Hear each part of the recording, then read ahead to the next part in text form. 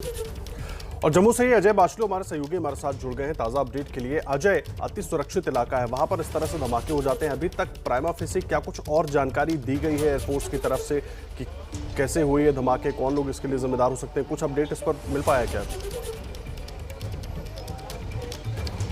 देखिए, लगातार मैं सबसे पहले वो तस्वीरें दिखाऊं, आप देख सकते हैं सेना के वरिष्ठ अधिकारी भी मौके पर पहुंच रहे हैं। आप सामने देख रहे हैं सेना के अधिकारी हैं जो लगातार एयरफोर्स स्टेशन के अंदर जा रहे हैं। लगातार हम यहां देख रहे हैं कि न केवल सेना बल्कि जम्मू कश्मीर पुलिस और एयरफोर्स के वरिष्ठ अधिकारी भी एयरफोर्स स्टेशन के अंदर जा रहे हैं और लगातार ये सिलसिला दिन चढ़ने के साथ बढ़ रहा है। इसके साथ साथ अखिलेश, दूसरा जो सबसे महत्वपूर्ण पॉइंट इस ब्लास्ट को लेकर है वो ये है कि जिस इलाके में ये दो ब्लास्ट हुए हैं वो टेक्निकल एरिया है। समझने वाली बात यह है अखिलेश कि ये जो टेक्निकल एरिया है, टेक्निकल एरिया का मतलब वो इलाका है जहां पर एयरफोर्स के कर्मचारियों को, हर कर्मचारी को भी जाने की इजाजत नहीं होती।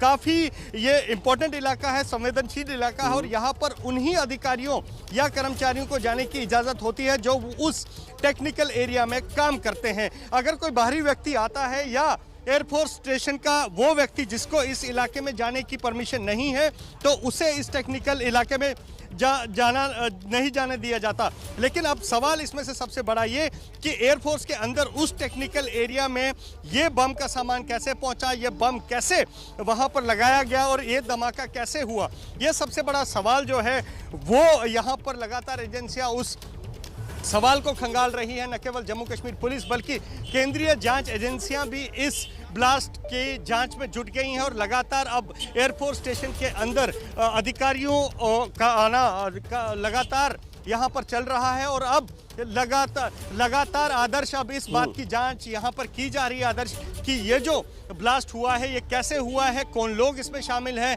कौन वो शख्स हैं जो एयरपोर्ट के अंदर ये सामान लेके गए आदर्श, और कौन वो लोग हैं जिन्होंने इस बम को वहां प्लांट किया और जिससे दो जगह नुकसान हुआ है। बता दूं, एक बिल्डिंग में भी नुकसान की खबर बताई जा रही है, एक बिल्डिंग की छत जो है उसमें पूरा छेद हुआ है इस ब्लास्ट से, ऐसी खबरें यहाँ पर लगातार आ रही है। दो जवान जो है एयरफोर्स के वो इंजर्ड हैं जिन्हें यहाँ पास ही के अस्पताल भेजा गया है। आदर्श जी, अजय मुझे एक बात और बताइए, पूरा अपडेट तो आप दे रहे हैं और इस बीच जम्मू में ही वेब मॉल के पास से एक आतंकी नदीम को पकड़ा गया है जिसके पास 5 किलो आईडी थी। क्या इसको जोड़कर देख सकते हैं? अभी तक इन दोनों को एक साथ जोड़कर जांच की जा रही है, अलग अलग ही जांच हो रही है इसकी?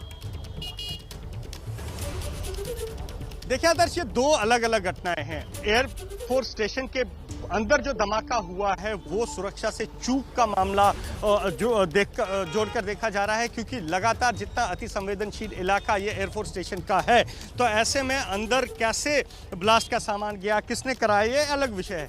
जो आप नदीम की बात कर रहे हैं जिसे त्रिकुटा नगर थाना क्षेत्र के पास से गिरफ्तार किया गया, वो बिल्कुल एक अलग मामला है, इस एयरफोर्स स्टेशन से काफ़ी दूर है। और लगातार अगर हम आदर्श देखें, पिछले कुछ समय से, इससे पहले भी हबीबुल्ला नाम के आतंकी को हाईवे पे ही गिरफ्तार किया गया था।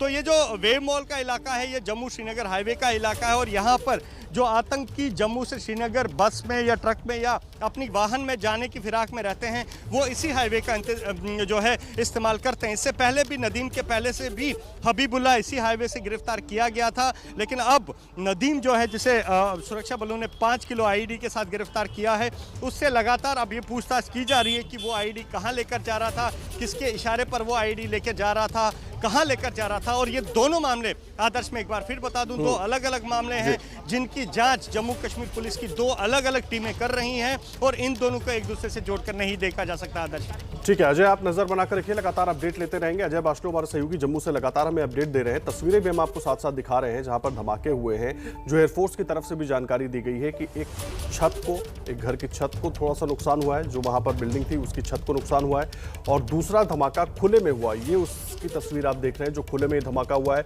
लो इंटेंसिटी का ब्लास्ट बताया जा रहा है और केवल 2 लोग घायल हुए हैं और लगातार जांच इस पे जारी है और पूरे एयरपोर्ट को, पूरे टेक्निकल एरिया को सील कर दिया गया है। जांच की जा रही है कि आखिर सुरक्षा में ये चूक हुई कैसे। अजय बाचलू लगातार हमारे सहयोगी हमारे साथ जुड़े हुए हैं।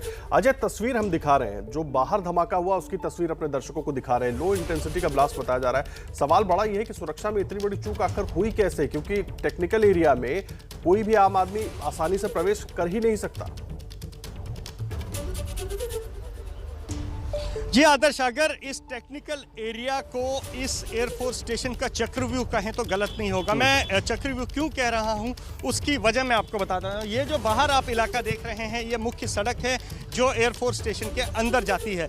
यहाँ पर वो चक्रव्यूह का पहला कदम है जिसे पार करना होता है और यहाँ से किसी भी अनअधिकृत व्यक्ति का इस एयरफोर्स स्टेशन के अंदर जाना लगभग नामुमकिन है। यहाँ पर जो आप ये छोटा सा एक कैबिन देख रहे हैं, इस कैबिन में लगातार उस शख्स की वेरिफिकेशन होती है, उसका आई कार्ड चेक होता है, उसके दूसरे क्रेडेंशियल चेक होते हैं और यहाँ से चेकिंग के बाद ही उसे अंदर जाने दिया जाता है। आप देख सकते हैं ये एयरफोर्स स्टेशन का व्यक्ति है, ये अपना आई कार्ड दिखा रहा है और आई कार्ड देखने के बाद ही इसे एक पर्ची दी गई है कि ये व्यक्ति जो है ये एयरफोर्स स्टेशन के अंदर का, और जब ये व्यक्ति वापस आएगा तो इससे ये पर्ची वापस ली जाएगी। और इस तरफ अगर आप देखें, जो भी व्यक्ति जिसके पास आई कार्ड होता है उसके बाद यहाँ पर जो मेन गेट, नीले रंग का आप मेन गेट देख रहे हैं, यहाँ पे बाकायदा सुरक्षा का पूरा चक्रव्यूह होने के बाद भी कैसे इस तरह की चूक हो गई और ऐसे धमाका हो गया। हालांकि जांच लगातार जारी है और सभी संबंधित विभाग, संबंधित अधिकारी मौके पर मौजूद है और पूरे टेक्निकल एरिया को सील कर दिया गया। लगातार हर अपडेट आप तक पहुंचाते रहेंगे।